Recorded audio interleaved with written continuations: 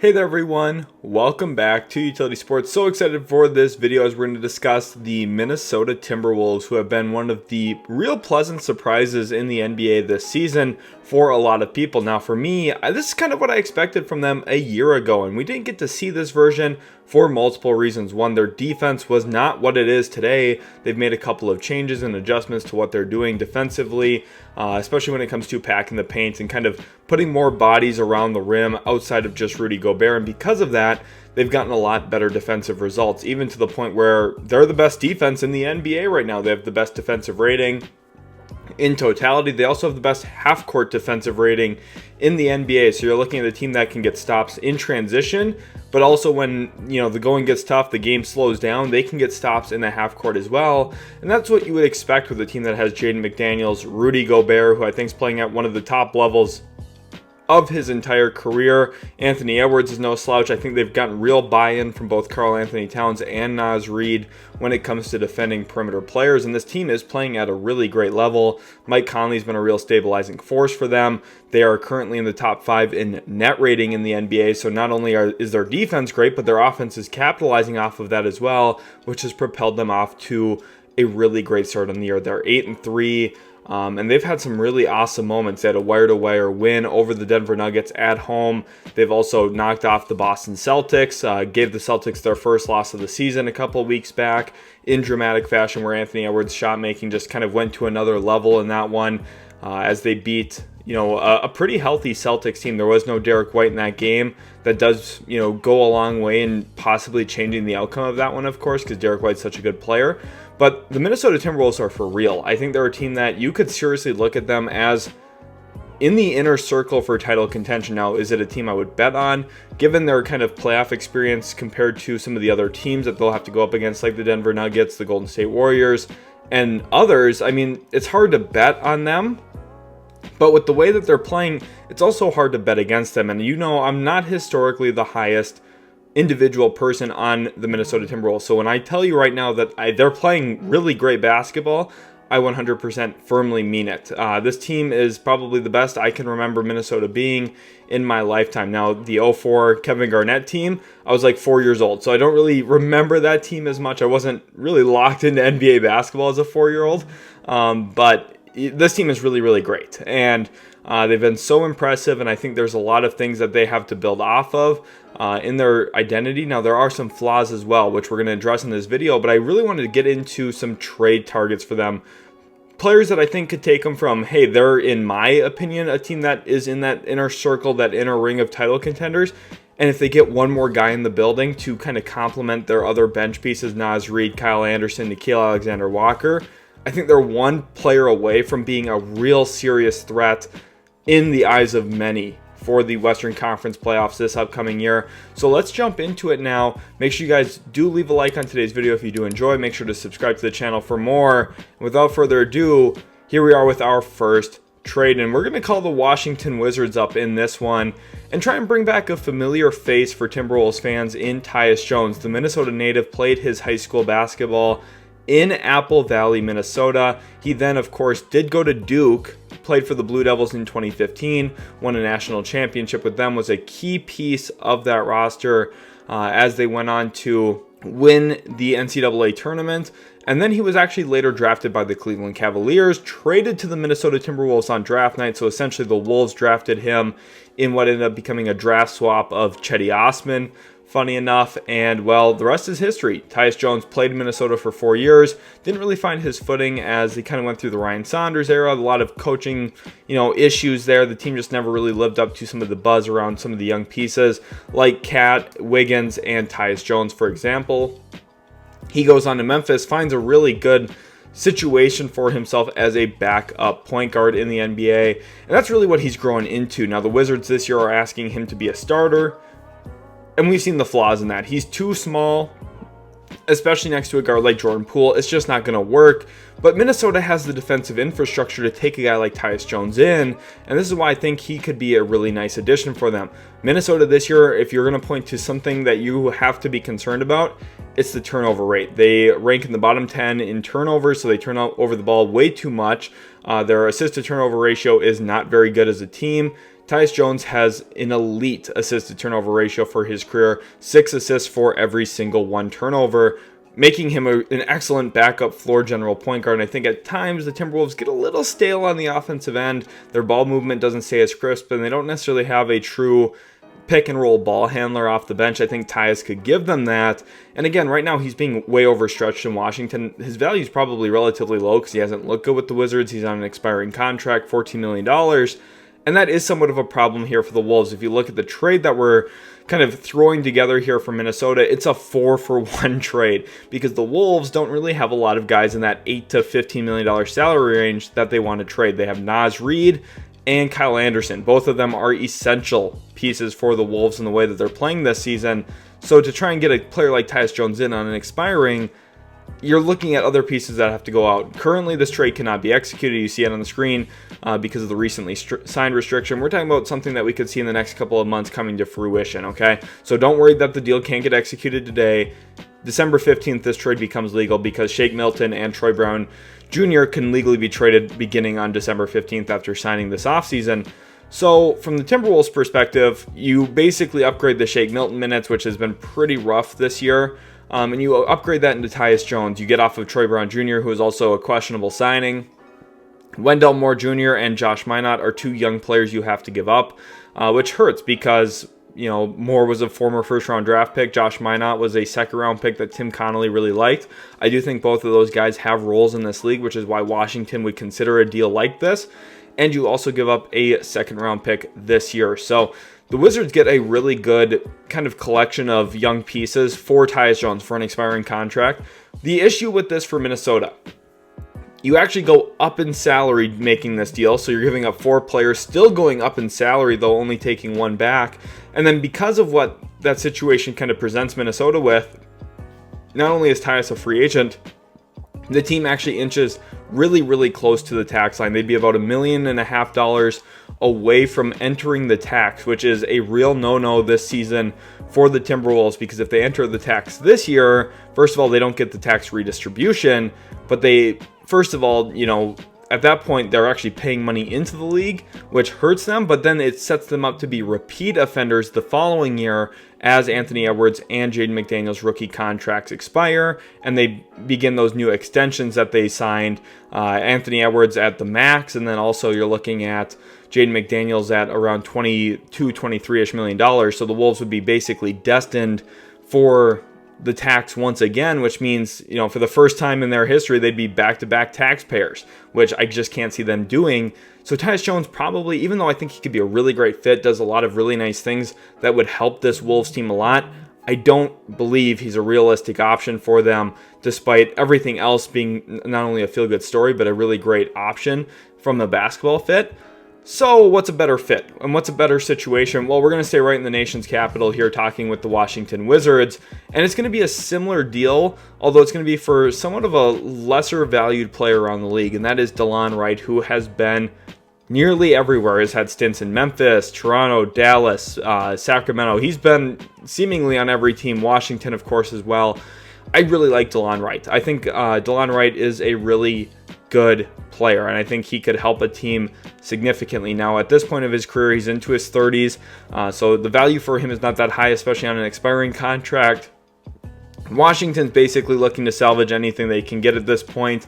So what do? They take in Shake Milton, Troy Brown Jr., and a 2024 second-round pick. So significantly less value compared to Tyus Jones. I think that is fair to kind of calculate and expect, because Delon Wright is more just of a true backup guard, and not really of the variety of a Tyus Jones. But I still think that he could really help the Timberwolves team, and I actually think he's maybe even a better fit than Tyus Jones, despite not being as, secure with the basketball. Delon Wright gives them some downhill force. He's a really good slasher, both on and off the ball. He cuts relatively well. He's got one of the better Euro steps in the NBA. Plays with really good balance when he's driving the basketball, and he's somebody who's played next to star-level players before. He played next to De'Aaron Fox, who at that time wasn't really regarded as a star, but has experience playing around a star guard, a guy who has the ball in his hands a lot. He played with Luka Doncic in Dallas. He's been on teams with other high-end guards, and because of that, I think he's a pretty seamless fit into lineups with Anthony Edwards. And when we're looking at the defensive infrastructure of Minnesota, one of the reasons they wanted to bring in Shake Milton this offseason was because of his size for the position. At about 6'5", he made legitimate sense to kind of rounding out their defense. Now, his offensive game hasn't come along. He's really struggled as a decision maker in Minnesota. Part of that is playing alongside multiple bigs like Gobert, Towns, and Reed. And because of that, Milton's been a little shaky and has had some really bad moments, honestly. Now, he's had some good moments, too. I don't want to be trashing him. I think there's a role in this league for Shake Milton. I just think if the Wolves are really serious about contending, there might be an upgrade here for them with Delon Wright, who I think gives them a little bit more of that juice downhill. I think he's a little bit quicker of a decision maker, and I think he puts a little bit more pressure on the rim, which is really the reason why they want to go for this. And if it costs only a second-round pick and some other contracts to do it, I mean, Troy Brown Jr. has been out of their rotation since basically the first week of the season. This is a home run deal for the Timberwolves, and for the Wizards, you can at least say, hey, look, we're getting some type of draft asset for a guy who's an expiring contract. Maybe the Wizards could get more out there. I'm not certain, though. Delon Wright has had multiple stints with multiple teams. He's just not a guy who's probably going to stick anywhere. But I still think there's a lot of ways that he can really help a team, and I think he significantly helps Minnesota here in this example, which leads us to our third trade option. I think this is my favorite one for Minnesota, although it's going to be very difficult for them to get it done for a couple of reasons. Their target here is Alex Caruso of the Chicago Bulls, who just lost another game, by the way. The Bulls are an absolute tire fire. Just remember, I told everyone before the season started that they were going to be a really poor team. And, well, a couple games in, I think we're pretty confident in that take. A lot of people told me that I was wrong for saying that, saying, oh, well, they have DeRozan and LaVine. They'll at least kind of hover around the plan. Well, will they have LaVine? Will they have DeRozan? We'll see. That's kind of the angle I bet on. And if they're giving up those guys, Minnesota's not really going to be interested in those level of players. They're going to be more interested in a glue guy, and a guy who I think is probably the Bulls' most valuable player on their roster right now, and that's Alex Caruso, who's a 29-year-old guard with pretty good size. Obviously, a lot of people know him from his tenure with the Lakers, but I really want to highlight his first year with the Chicago Bulls. When they had Caruso and Lonzo Ball together, the Bulls were actually a really elite team for a short time. About 3-4 months, the Bulls were really, really good. Caruso and Lonzo, in my opinion, were the real reasons why they had a lot of connectivity. They defended extremely well from the guard spots. They were able to put on a lot of ball pressure, and they had a team identity of playing really, really quickly. And that's something the Timberwolves don't do super great right now. Wolves are actually a slower paced team. That makes sense with the kind of roster that they have. But I think if you want to unlock certain things offensively for Minnesota, bringing in a connective tissue guy like Alex Caruso does go a long way in impacting and improving that team. Because one, he's going to get you up and down the court a little bit quicker. He can pick up full court, put pressure on, generate some steals. That's something I think Minnesota needs a little bit more of. Caruso doesn't turn over the ball a ton despite playing relatively quickly. I think he's going to improve their pace a little bit. He's smart enough to play in half-court sets both with and without the basketball, mostly without it as a cutter, and I think that works very well in Minnesota. He could play next to Mike Conley. He could play next to Anthony Edwards. He could play next to both of them in really select lineups if Jaden McDaniels continues to get in foul trouble like he has this year. I really think Alex Caruso is a guy who is a home run fit onto almost any team in the league. And because of that, there's going to be a ton of suitors, which means Minnesota has to get really creative here. And I'm actually going to adjust this trade just thinking about it. We're going to throw in more assets. We're going to throw in like all the second rounders basically here to try and get this done as much as the Timberwolves can try. Again, this is going to say failed because of the recently signed restriction. But starting December 15th, this is a legitimate package the Timberwolves can offer, and there's a few reasons why they should. Not only does Caruso really fit, does he improve their offense and their defense? I 100% think so, but if you trade for Alex Caruso, it means some other Western Conference team did not. Think about the Bruce Brown role with the Denver Nuggets last year. Do you think Alex Caruso could fit that role pretty perfectly? 110% he could. And if the Nuggets get Alex Caruso, first of all, it means the Wolves didn't, but it also means the Wolves have to deal with him in a playoff series probably. And that would be a problem for them. Alex Caruso would be a real X factor in a series like that. For two teams that are going to be battling it out, I think that the Wolves having Caruso could define playoff series. Does it make them the favorites over a team like Denver? Maybe not. I would even go as far as saying probably not. But I do think with their length, size, they actually probably give Denver a tougher matchup than pretty much any other team in the league because of the way that their roster is constructed. Bruce Brown, of course, said that last year, and honestly, it stood out to me. Like they went 5 games in a series with them. They had a shot to send it to 6. Anthony Edwards missed a shot at the buzzer, and that was playing without Jaden McDaniels and Naz Reid, 2 of their 6 best players. If the Wolves were healthy last year, I think they could have really given Denver a little bit more of a push.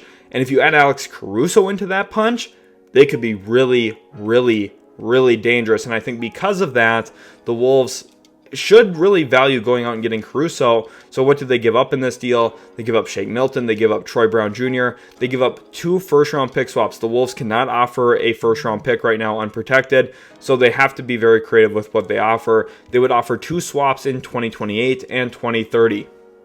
The Bulls might look at that and say, that's not good enough, and I completely understand that, because the Bulls might be getting really strong offers for Caruso. They might get a first-round pick unprotected offered, or 2 first-round picks unprotected offered for Caruso if a team gets desperate enough and thinks that this is their year to push for a title. Caruso is a player that teams are going to be bidding on intensely. So the Wolves also throw in 3 second-round picks here. Again, this isn't an elite package, but it's about as good as Minnesota can realistically offer here without completely emptying their cabinet of assets, and this is one that I think that they should consider pushing in on. This is the best Wolves team I can remember. Going out and making a buy move for Alex Caruso, I think would really propel them a long way. So I would love to see them, kind of step on the gas a little bit, try and bring in a player of Caruso's ability and level, and I think his kind of connectivity would really fit in Minnesota, almost like how Derek White has fit into Boston as a shot blocking guard who is defensive oriented, cuts, passes well, can handle it, can play without it. I think Caruso gives you a lot of those similar characteristics. Now, he's not as good at those things as Derek White. He doesn't block nearly as many shots. He's not quite as good of a point of attack defender, I think. Derek White, I think, is really probably the best defensive guard in the league right now. I know some other people say Drew Holiday. There's a lot of really good examples. My vote would go to Derek White. But Alex Caruso's elite as well defensively. And I think that if you're getting a player like that in Minnesota, it really solves out your rotation. It gives you optionality in case of injuries. And I think Minnesota would become a real serious threat if they're able to get this done. I also like Delon Wright. I think Tyus Jones would help them. But I think Caruso, his price point, $9 million this year, a little bit under $10 million next season. He's the perfect price point for them in terms of, how long his contract is. It helps him out not only this year, but next year. Caruso is just a home run piece in general for this team, and I would really love to see them get something done for Caruso. Hopefully you guys did enjoy today's video. If you did, make sure to leave a like, subscribe to the channel for more. Let me know down in the comment section below who you think the Timberwolves should go out and target. Should they go get someone like Caruso, Delon Wright, or Tyus Jones like I laid out in this video? Or is there some other player out in the league that you think would be a really great fit in Minnesota? For me, I think anything around that $11-ish million mark and below is what they can realistically afford into their cap table. So keep that in mind in your comments. But let me know down in the comment section below who you think the Wolves should go out and get. Hopefully you guys did enjoy. Again, if you did, make sure to leave a like, subscribe, and we'll catch you in future utility sports videos.